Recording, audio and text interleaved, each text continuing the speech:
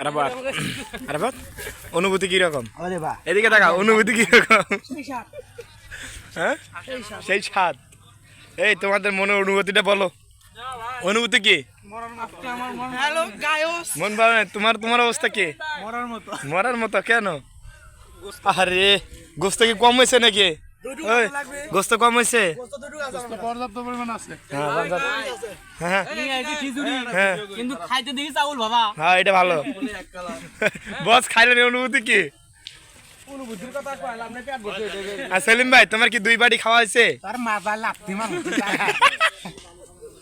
এই দেখি একটা দেন কালি চাল।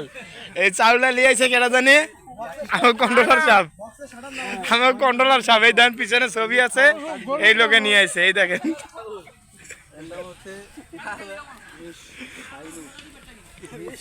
মিস শাইনুর, মিস শাইনুর কেডা? এই যে মিস শাইনুর।